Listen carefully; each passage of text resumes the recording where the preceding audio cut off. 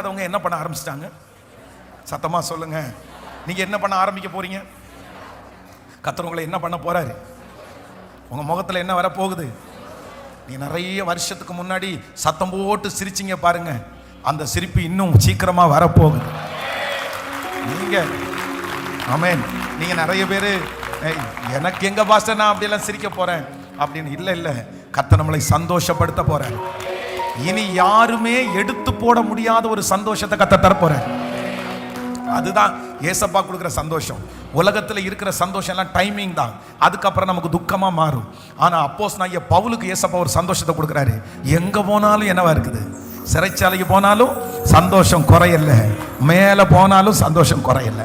So number 2, ரெண்டாவது கர்த்தரே பதில் கொடுத்து, கர்த்தர் நம்முடைய ஆண்டவரே பதிலை கொடுத்து கர்த்தர் நம்மளை என்ன பண்ண போறனா, புறஜாதிக்கு முன்பாக கர்த்தர் சாட்சியாய் கர்த்தர் நிறுத்த போறார்.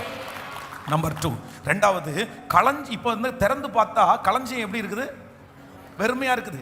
ஃபர்ஸ்ட் முதல்ல அவங்க அதனால தான் என்ன செஞ்சாங்கன்னா, இவங்களை பார்த்து பரிதாபப்படுறாங்க. திராட்சரச ஆலையில பார்த்தீங்கன்னா வேலையே நடக்கல, அதெல்லாம் அப்படியே ஒரு ஓரத்தில் இருக்குது. ஆனா இப்போ திடீர்னு பார்த்தா அங்க களஞ்சியத்திலையும் தானியம் இருக்குது, திராட்சரசம், அதுவும் அதுல சூப்பரா இருக்கும். உன்னுடைய ஆலையிலே திராட்சரசம் எப்படி ஓடுமாமா? ஐயோ அப்படின்னா அது அடி மட திறந்த வெள்ளம் மாதிரி போகுது. அப்படியே ஆண்டவர் பிளஸ் பண்றாரு. அப்போ வருஷத்தினுடைய 365 நாட்களும், மாதத்தினுடைய 30 நாட்களும், ஹalleluya ஹalleluya, உன் வாசஸ்தலத்தை விசாரிக்கும் போது அவர்கள் குறைவை காண்பது. ஆமென்.